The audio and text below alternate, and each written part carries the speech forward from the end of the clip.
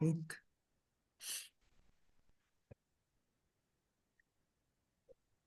हाँ, तो ये एक्चुअल में जैसा ये ब्रह्मांड है ना, ये पूरा ब्रह्मांड दो भागों में बटा है।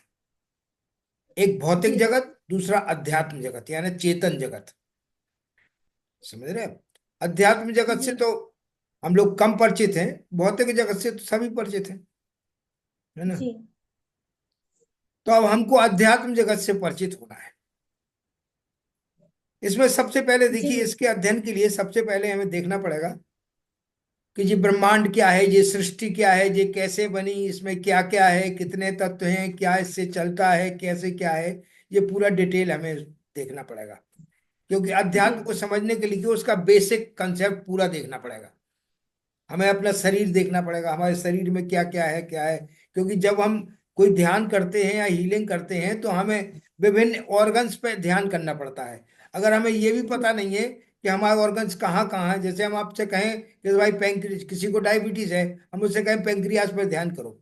अब आपको ये पता ही नहीं है पैंक्रियास कहाँ होता है, तो आप क्या जी ध्यान गुरु करें? जी इसलिए हमें जी जी अपनी जी बॉडी को, पार्ट्स को भी जानना बहुत आवश्यक है जी ना? गुरु जी अब रही जैसे सृष्टि का निर्माण कैसे हुआ। विज्ञान कहता है, विज्ञान का कहना है कि एक बिग बैंग थ्योरी है विज्ञान की, जो कि 10 से 13 बिलियन वर्ष पहले की है।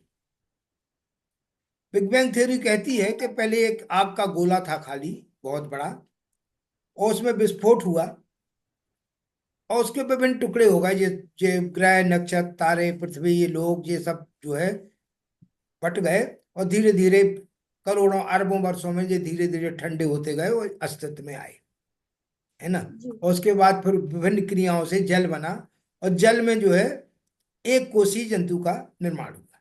फिर उस वो विकसित जी होते हुए आज जैसा मनुष्य तक पहुंचा है। इस तरह से विज्ञान का कहना है ये। लेकिन अध्यात्म का कहना है, यानी भारत के ऋषि मुनियों का और भारत के सनातन साहित्य का कहना जो है, वो अलग है थोड़ा।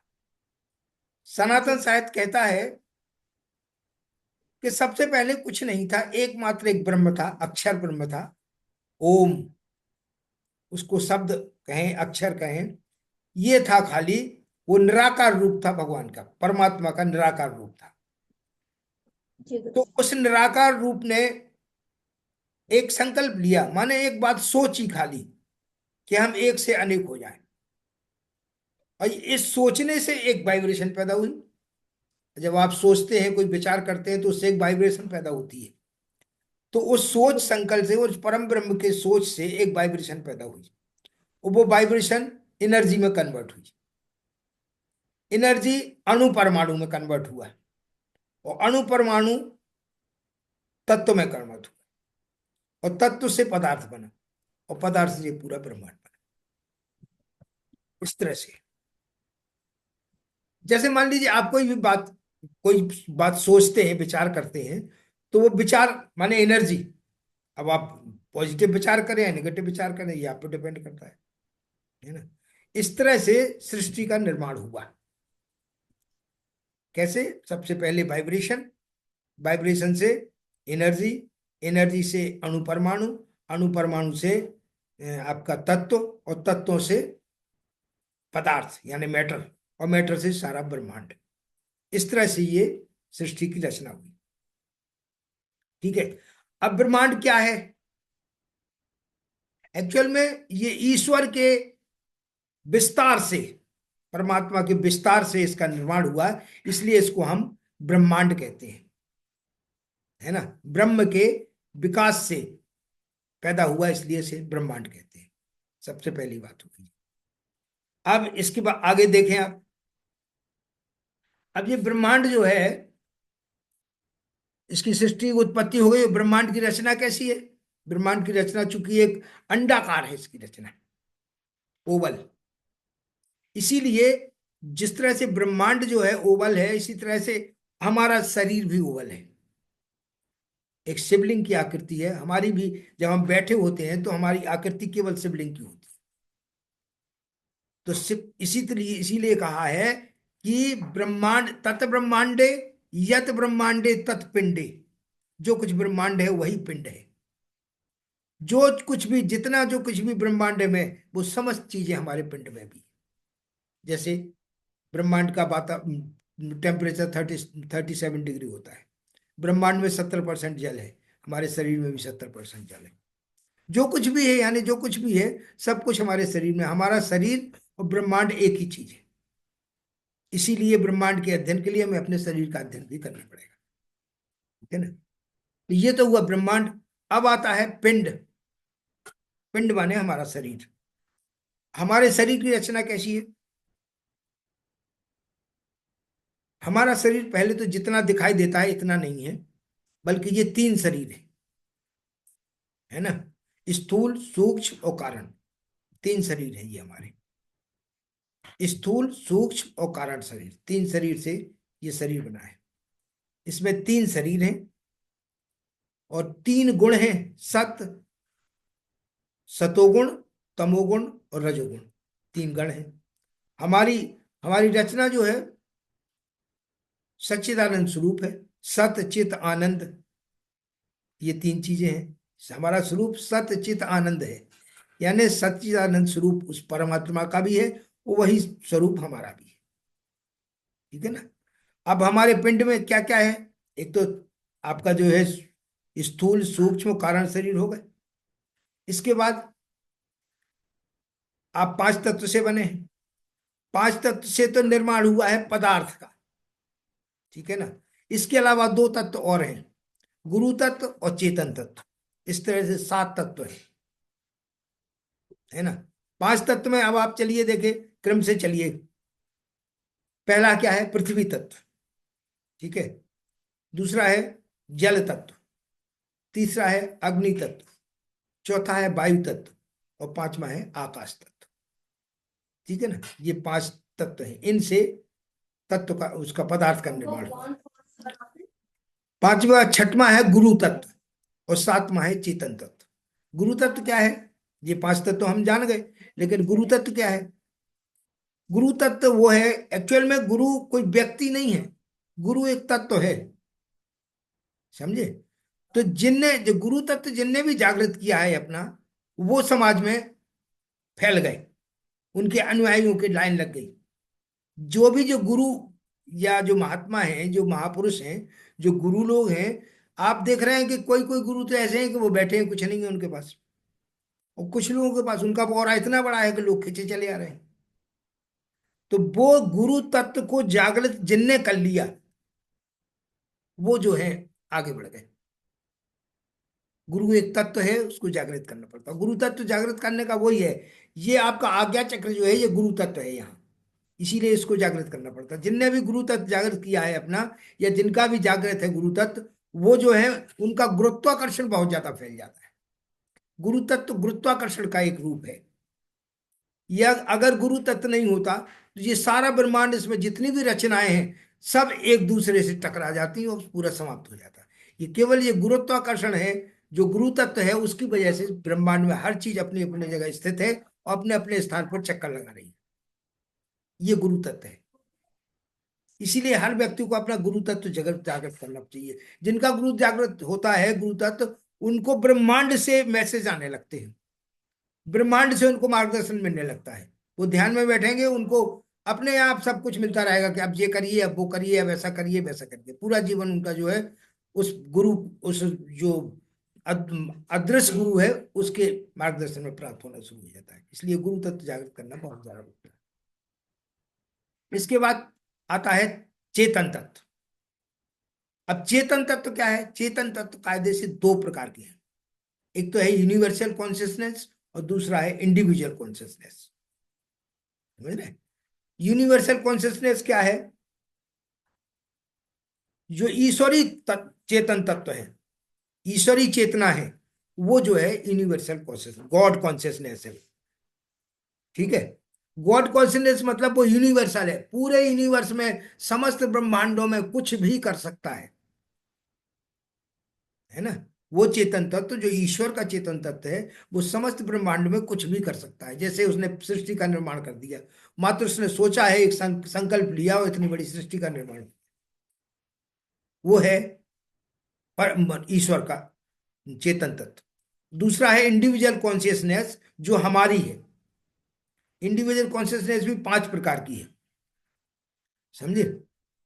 अब 5 प्रकार की जो व्यक्तिगत चेतना है वो कौन कौन सी है? पहली है आच्छादित यानी कवर्ड, जो पेड़ पौधों की चेतन चेतन शक्ति है। दूसरी है संकुचित, जो प्राणियों में पशु पक्षियों में है। और तीसरी है मुकुलित यानी कली के रूप में। मनुष्य के रूप में, मनुष्य में जो चेतन का तत्व है वो कली के रूप में है।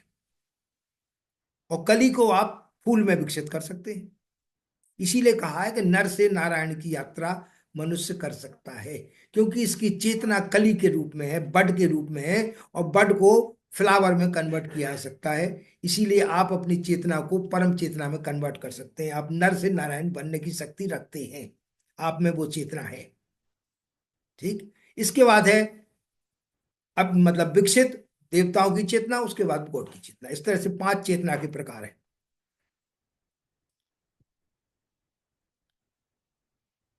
अब ये चेतना, अब देखिए यहां एक प्रश्न पैदा होता है कि आत्मा क्या है। जो चेतना है, आपके शरीर में आत्मा, आत्मा कहाँ है?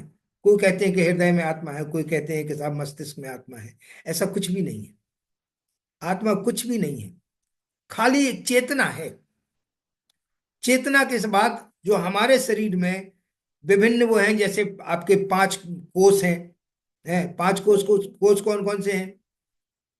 पहला अन्नमय कोष, दूसरा प्राणमय कोष, तीसरा जो है आपका ज्ञानमय कोष, और आनंदमय कोष।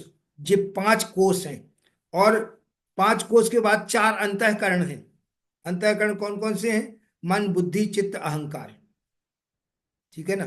तो ये जो कोष है, ये जो आपके अहंकार अंतःकरण है, अंतःकरण और चेतना, ये दोनों निकलते हैं शरीर से बाहर, वही आत्मा है।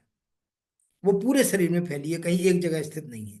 चेतना हमारे सब शरीर में है, उसका मुख्य बिंदु, मुख्य आधार हृदय है, लेकिन चेतना पूरे शरीर में फैली है। यानी आत्मा कोई एक जगह नहीं है, पूरे शरीर में चेतना फैली है। और मृत्यु के बाद अंतःकरण और चेतना बाहर निकलती है। हमारे जो कर्म संस्कार हैं वो मन, बुद्धि, चित्त, अहंकार है, चित्त में एकत्रित रहते हैं। जितने संस्कार, जितने ही कर्म हम करते हैं, वो जो संस्कार बनते हैं वो चित्त में स्थित होते हैं, और ये चारों चीजें बाहर निकलती हैं। इसीलिए हम कहते हैं हम अपने कर्म भोगते हैं। हमारे ये कर्म जो हैं साथ में जाते हैं, और इन्हीं के हिसाब से हमें जन्म मिलता है अगला, और इन्हीं के हिसाब से हम दुख और सुख भोगते हैं। अब हमने अभी तक हजारों जन्म ले लिए हैं, पता ही नहीं हमें कि हमने क्या क्या काम किए, कौन कौन से अज्ञानता में क्या क्या कर दिया, उनका हम फल भोगते हैं। उसी के आधार पर अपना जीवन चलता रहता है। इसीलिए आदमी को कर्म जो है बहुत सावधानी से करना चाहिए, बहुत विचार के करना चाहिए। और कर्म का मतलब केवल काम करना नहीं है, कर्म का मतलब सोच भी है। आपने विचार कर लिया कोई, वो भी एक कर्म है। जैसे मान लीजिए आपने किसी से दुश्मनी किया, किसी के प्रति आप घृणा रखते हैं, या किसी के प्रति आप कुछ भी सोचते हैं कि आपने मान लो सोचने में भी उसका नुकसान कर दिया, किसी का मर्डर कर दिया, साले को हम तो जान से मार देंगे, ये भी एक कर्म हो गया। कर्म केवल ये नहीं है कि आपने किसी को मार दिया वो कर्म हो गया। आपने अगर सोचा है, विचार किया है, वो भी कर्म हो गया। आप जो भी कार्य मन से करते हैं वो कर्म में संचित हो जाता है। इसलिए कर्म भी, सोचना भी आपके लिए बहुत महत्वपूर्ण है। सोचना भी बड़ी सावधानी से चाहिए, विचार भी बड़ी सावधानी से कीजिए, क्योंकि विचार सबसे बड़ा निर्माण है। निर्माता विचार ही है। आप जो भी सोचेंगे वही आप बन जाएंगे। इसलिए कर्म सोचने पे बहुत महत्व देना चाहिए। ठीक है ना? ये हो गया। अच्छा, अब इसके बाद आता है अपना जो पिंड। अब पिंड में देखिए डिटेल में आप चलिए। एक तो 3 हो गए, स्थूल, सूक्ष्म और कारण शरीर। ठीक है। 3 गुण हो गए हमारे, सच्चिदानंद और तमोगुण, रजोगुण और सतोगुण। 3 गुण हो गए। 5 हमारे कोष हो गए, 5 हमारी इंद्रियां हो गई। ठीक है ना? 4 अंतःकरण हो गए। इस तरह से 24 तत्व हो। उसके अलावा 72,000 नाड़ियां मेरे शरीर में, उनमें से 3 प्रमुख हैं, इड़ा, पिंगला, सुषुम्ना। ठीक है ना? 72,000 नाड़ियों के बाद 7 हमारे चक्र हैं प्रमुख। कौन कौन से 7 चक्र? मूलाधार, स्वादिष्ठान, मणिपुर, अनाहत, विशुद्धि, आज्ञा चक्र और सहस्त्र चक्र। ये 7 चक्र है हमारे। ये 7 चक्र एक्चुअल में क्या है? ये हमारी बॉडी के पावर हाउस है। जिस तरह से किसी शहर में एक पावर हाउस होता है, अगर पावर हाउस में कोई गड़बड़ी हो जाएगी तो पूरे शहर की बिजली खत्म। तो ये चक्र जो है हमारे शरीर में, ये क्या करते हैं? ये एक तरह से एग्जॉस्ट है। जैसे एग्जॉस्ट अगर सीधा चल रहा है तो वो क्या करेगा? अंदर की हवा को बाहर निकाल देगा। और अगर वो उल्टा चल रहा है तो अंदर बाहर की हवा को अंदर लाएगा। तो ये हमारे चक्र जो है एग्जॉस्ट की तरह चलते हैं। जब चलते हैं सीधे तो ब्रह्मांड से एनर्जी को खींचते हैं। हमारे शरीर में इनसे कनेक्टेड जो भी ऑर्गन्स हैं, हर चक्र से अनेक कनेक्टेड ऑर्गन्स हैं, उन ऑर्गन्स को ये जो है एनर्जी प्रदान करते हैं। और उनकी जो वेस्ट एनर्जी निकलती है उसको बाहर फेंकते हैं। ये चक्रों चक्रों का काम है। अब इन चक्रों में से कोई भी चक्र अगर गड़बड़ हो जाता है तो उससे कनेक्टेड जो भी ऑर्गन्स हैं उनमें प्रॉब्लम खड़ी हो जाती है। तो हमारे चक्रों को बहुत आवश्यक है कि वो जो है स्वस्थ रहे हमेशा। ठीक है ना? इसीलिए चक्रों की भी साधना की जाती है। बीज मंत्र साधना जो चक्रों की होती है वो हमें डेली करना चाहिए, ताकि हमारे चक्र जो है, एक्चुअल में देखो हमारे शरीर में क्या क्या मुख्य चीजें हैं। एक तो है सांस, पूरा खेल सांसों पे है। दूसरा है चक्र। तीसरा है एनर्जी। है ना? ये 3 4 चीजें तो हैं जिनसे हमारी बॉडी चल रही है। प्राण शक्ति। हम्म। तो इन सब का हमें ध्यान रखना चाहिए। हमें अपनी सांसों का प्रॉपर ध्यान रखना चाहिए। हमें सांस लेना आना चाहिए प्रॉपरली। चक्रों को तो हमें हमेशा सही रखना चाहिए, दूसरी बात हो गई। तीसरा, हमें सोचना बहुत महत्वपूर्ण है। ये 3 चीजों का हमेशा, जो व्यक्ति इन 3 चीजों का ध्यान कर लेगा, समझ लो इनका जान लेगा। तीसरा, पंच तत्व, जो 5 तत्वों से जिससे हम बने हैं, उनके पूरा हमें ज्ञान होना चाहिए। आपने ये 3 4 चीजें जान ली, आपने पूरा अध्यात्म समझ लिया। समझ रहे आप? अच्छा, अब आप ये देखिए हमारा स्वरूप कैसा है। ईश्वर कैसा है? ईश्वर का स्वरूप है सच्चित आनंद स्वरूप। और हम क्या है? हम ईश्वर के ही विकसित रूप हैं, ईश्वर का ही अंश हैं। तो निश्चित है कि वही चीज हमें है जो ईश्वर है। अंतर केवल इतना है कि ईश्वर समस्त ब्रह्मांडों के लिए कुछ भी कर सकता है, और हम केवल अपने लिए कुछ भी कर सकते हैं। हम अपने लिए जो सोचेंगे, जो विचारेंगे, वो कार्य में परिवर्तित हो जाएगा। ईश्वर जो किस कहीं के लिए भी कुछ सोचेगा वो पूरा हो जाएगा। जे ईश्वर में, ईश्वर सर्वव्यापी है, सर्वत्र है, सबके लिए कुछ भी कर सकता है। हम अपने लिए कुछ भी कर सकते हैं, हमारी एक सीमाएं हैं। यही डिफरेंस है मनुष्य में और ईश्वर, है ना? लोग कहते हैं अहम ब्रह्मास्मि। हम ब्रह्मास्मि तो ठीक है, लेकिन उस अहम ब्रह्मास्मि माने हम भगवान तो हो नहीं सकते। कहते अहम ब्रह्मास्मि का लोग ये कहते हैं कि हम ब्रह्म हैं।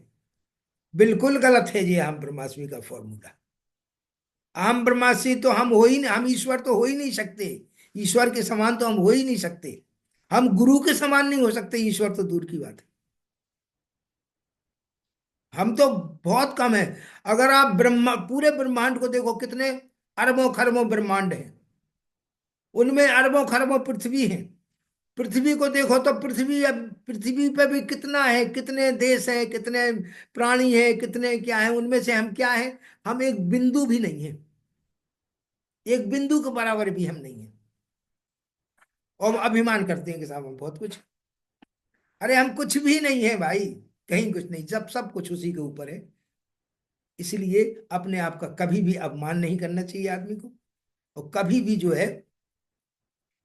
अच्छा, तो ये अब इसके बाद एक पॉइंट आता है कि मान्यता। देखिए, सबसे बड़ी महत्वपूर्ण एक चीज और है कि हम जो मानते हैं। जैसे महात्मा बुद्ध की एक बार वो चल रही थे प्रवचन। एक व्यक्ति आता है, वो पूछता है कि भगवान ईश्वर होता है या नहीं होता है, ये आप बताएं। महात्मा बुद्ध उससे कहते हैं कि आपको क्या लगता है? तो वो कहता भगवान ईश्वर तो होता है, अगर नहीं होता तो ये इतनी बड़ी सृष्टि कैसे चल जाती? जब एक परिवार एक मुखिया के बगैर नहीं चलता है तो ये तो बहुत बड़ी सृष्टि है। मैंने कहा बिल्कुल ठीक, भगवान होता है। वो प्रसन्न होकर अपना चला गया। अब थोड़ी बार देर बाद एक और आता है, वो भी कहता है कि भगवान बताइए, मैं बड़ा कंफ्यूज हूँ, ईश्वर होता है कि नहीं होता है, कि ये सब बेकार की बातें हैं। ना आपको क्या लगता है? ने कहा हमें तो साहब ये लगता है कि ये तो पंडितों का उनका वो प्रपंच है, उनने बना रखा है, बेकार, ईश्वर ईश्वर कुछ नहीं होता है। बिल्कुल ठीक है, नहीं होता है सब। वो भी चला गया। अब जितने भी सभा में बैठे हुए थे, उन सब ने कहा भगवान जी क्या है, एक से आपने कह दिया ईश्वर होता है, एक से आपने कह दिया नहीं होता है। तो बोले बिल्कुल ऐसा ही है। अगर आप मानते हैं कि पत्थर में भगवान है, तो पत्थर में भी भगवान है। और अगर आप मानते हैं कि भगवान भी भगवान नहीं है, तो भगवान भी भगवान नहीं।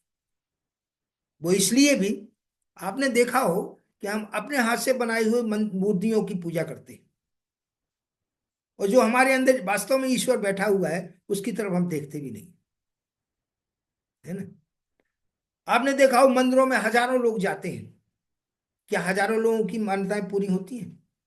नहीं होती। उनमें से कुछ ही ऐसे होते हैं जिनकी इच्छाएं, जिनकी मान्यताएं, और जिनकी जो है, जो वो चाहते हैं उनकी पूरी होती है। असंख्य लोग ऐसे हैं जिनकी नहीं होती। कभी आपने विचार किया क्यों नहीं होती है, या कुछ लोगों की क्यों हो जाती है? वो इसलिए होती है कि जिनके अंदर श्रद्धा है, विश्वास है, वो मानते हैं कि ईश्वर है और इससे मेरा काम बनेगा, उनकी काम पूरे हो जाते हैं। और जिनका नहीं है, उनका नहीं होता। अब इसका एक साइंटिफिक कारण सोचिए आप। यानी जिसने, जिसके अंदर श्रद्धा विश्वास और ये सब चीजें हैं, उसके काम बन रहे, मतलब वो मंदिर का ईश्वर नहीं बना रहा। आपके अंदर के जो विश्वास, आपके आपके अंदर जो श्रद्धा विश्वास और जो कॉन्फिडेंस है, उससे काम बन रहे हैं। उस मंदिर से नहीं बन रहे, उस मूर्ति से नहीं बन रहे। किससे बन रहे? सब कुछ आपके अंदर है। इसीलिए आप अगर कोई बात सोच, जैसे मान लीजिए इस ब्रह्मांड में कितनी सारी चीजें हैं, ये कहाँ से आ गई? किसी वैज्ञानिक ने विचार किया, उसको ब्रह्मांड से एक विचार आया, उसने वो विचार किया, उसका वो विचार उसने एक वो बनाया, एक रचना बनाई। जैसे मान ले किसी ने कार बनाई, तो क्या कार अपने आप थोड़ी उतर के आ गई? वो तो एक ब्रह्मांड से एक साइंटिस्ट के दिमाग में विचार आया, और उस विचार के आने से उसने एक रचना बनाई, और वो रचना जो है कन्वर्ट हो गई मैटर में। वो इस थ्योरी हो गई ना, सोच वाइब्रेशन, उससे एनर्जी, उससे मैटर में कन्वर्ट हो गया। इस तरह से वो मैटर में कन्वर्ट हो गई, है ना। तो ये है विचार की शक्ति। यही मान्यता का मतलब है, कि आप जो कुछ मानते हैं वो होता है। इसलिए अपने विचार को, अपनी सोच को बहुत ताकतवर बनाइए, और बिल्कुल प्रॉपर सोच समझ के ही विचार करें।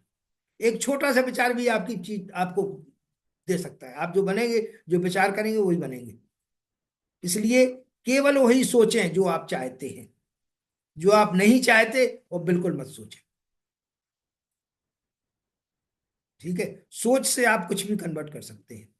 आज हमने भी जो भी पाया है, वो भी हमने सोच से ही पाया है। अवधूत बाबा के क्या है, एक गोल्डन बुक बनवाते हैं वो। जिसने भी अवधूत बाबा के शिविर ज्वाइन किए हों, उनके यहाँ एक गोल्डन बुक आती है, एक लाल डायरी। उसमें वो लिखवाते हैं आपको क्या चाहिए, वो आप लिखिए डेली, और डेली पढ़िए उसको, वो अपने सिरहाने रखिए। आप देखिए वो जो आप लिखेंगे वो आपको मिल जाएगा। शर्त क्या है? कि आप एक्यूरेट सोचेंगे। जैसे मान लो आपको कोई मकान चाहिए, मकान बनवाना है, तो आपके पास उस मकान का नक्शा प्रॉपरली होना चाहिए, कि ऐसी हमारी बाउंड्री होगी, ऐसा गार्डन लगा होगा, ऐसा जो कार पार्किंग होगी, ऐसी हमारी बैठक होगी, ऐसी हमारी किचन होगी, ऐसा हमारा बेडरूम होगा, ऐसा ये होगा। पूरा एक करेक्ट फिगर आपके सामने होना चाहिए। वो जब होगा, फिर उसको आप विजुलाइज करें डेली। डेली देखें। विजुलाइज मतलब विजुलाइज नहीं, एक्चुअलाइज, मतलब आप उसको एक्चुअल में देखें कि ये मुझे मिल रहा है, वो आपको मिल जाएगा। समझ रहे आप? अब इसके लिए सबसे बढ़िया चीज क्या है, कि हमें ध्यान करना चाहिए रोज। हमें अपना, एक्चुअल में क्या है कि हमारा जो मन है, मन दो प्रकार का है ना, एक चेतन मन और दूसरा अवचेतन मन। अवचेतन मन तो 95% काम करता है, चेतन मन केवल 5% काम करता है। एक्चुअल में जो चीज जो आपको चाहिए वो आप अवचेतन मन को देना पड़ेगी आपको। जब अवचेतन मन को आप अपनी डिमांड देंगे तो वो पूरे ब्रह्मांड में उस मैसेज को फॉरवर्ड कर देगा। और जब ब्रह्मांड में को मैसेज फॉरवर्ड किया है तो सब कुछ ब्रह्मांड से ही तो मिलता है, वहां से आपको वो चीज मिलना शुरू हो जाएगी। तो आपको ये टेक्निक आना चाहिए कि आप किस तरह से अपने अवचेतन मन को अपनी चीज देते हैं, अपना मैसेज कैसे आप अवचेतन मन को दे सकते हैं, उसके लिए ध्यान करना चाहिए। आपने देखा हो कि अगर कोई झील है, उसमें जो है लहरें उठ रही हैं, उसमें आप एक कंकड़ फेंको तो क्या पता चलेगा? पूरी लहरों में फैल जाएगा, तो पता ही नहीं चलेगा कंकड़ फेंका आपने कि नहीं फेंका। और अगर झील शांत है, पानी बिल्कुल शांत है, उसमें आप जरा सा भी कंकड़ फेंक देंगे तो पूरी लहरें पूरे झील में फैल जाएंगी, है ना ऐसा? इसी तरह ही हमारा है कि हम जो सोचते हैं उसको हम प्रॉपरली अवचेतन मन को देते ही नहीं, पहुंचती ही नहीं वहां तक मैसेज।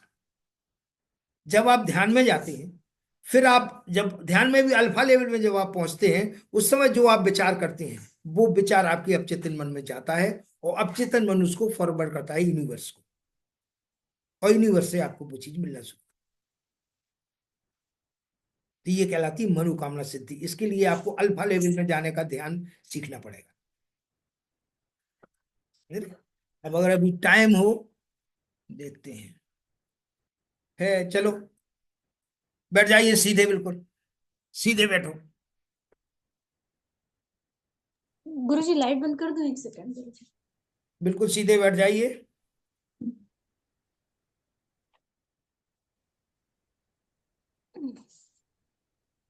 आंखें बंद करिए,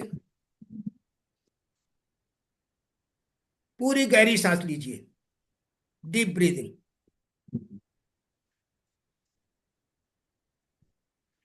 धीरे धीरे छोड़िए, पूरी गहरी सांस लीजिए, धीरे धीरे छोड़िए। फिर एक पूरी से गहरी सांस, धीरे धीरे छोड़े। फिर एक गहरी सांस, धीरे धीरे छोड़े। अब अपने शरीर को देखें, पैरों से रिलैक्स हो रहा है, पूरी बॉडी को रिलैक्स करें।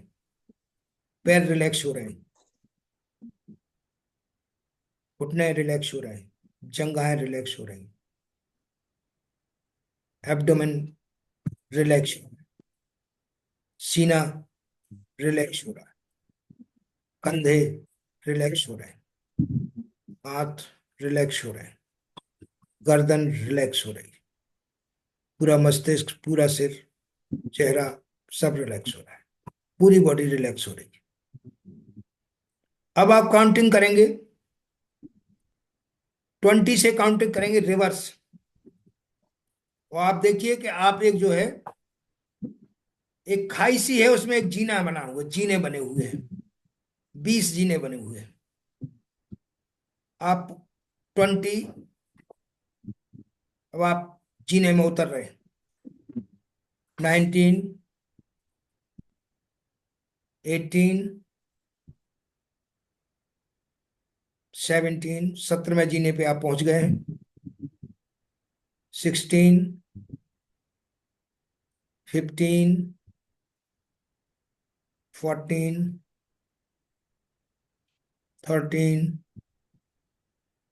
12, 11, 10, और गहराई में पहुंच गए, बिल्कुल धुप अंधेरे में पहुंच गए हैं। आप पूरे ध्यान में चले जा रहे हैं। 9, 8, 7, 6, 5, 4, 3, 2, 1, 0। अब आप बिल्कुल गहराई में पूरे ध्यान में चले गए हैं। पूरे अब आप यहाँ जो भी चाहते हैं उसको सोचिए, गहराई से सोचिए, जो भी आपको चाहिए वो सोचिए। आप सोच रहे हैं वो अंतर मन में जा रहा है, अब चेतन मन में जा रहा है। ये अल्फा स्टेज है, इसमें आप जो भी सोचेंगे वो ब्रह्मांड को जाएगा, वो आपको प्राप्त होना शुरू हो जाएगा। पूरे गहरे ध्यान में हैं आप।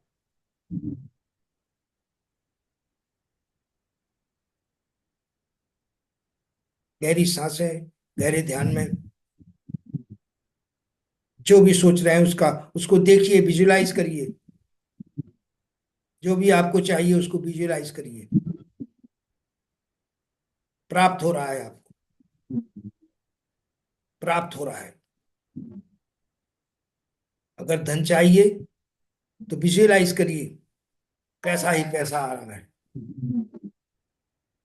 मैं पैसे को बहुत प्यार करता हूँ, मेरे पास बहुत पैसा आ रहा है, मैं बहुत सफल हो रहा हूँ, मैं पूर्ण स्वस्थ हो रहा हूँ।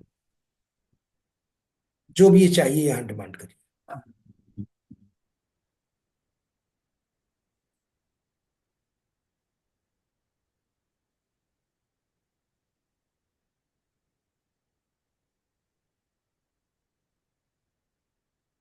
गहरे ध्यान में जाकर विजुलाइज करना पड़ता है। आपको जो चाहिए वो देखिए, एक्यूरेट विजुलाइज करेंगे।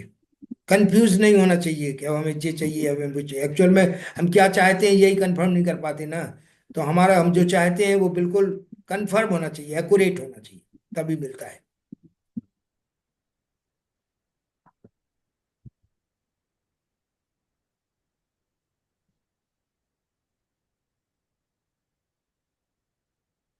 चलिए धीरे धीरे वापस आइए।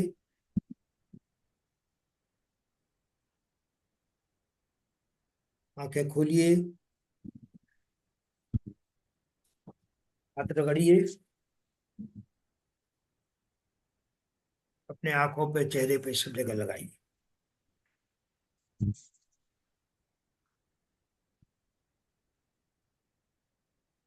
वापस आ जाइए। बस आज का प्रोग्राम यही समाप्त।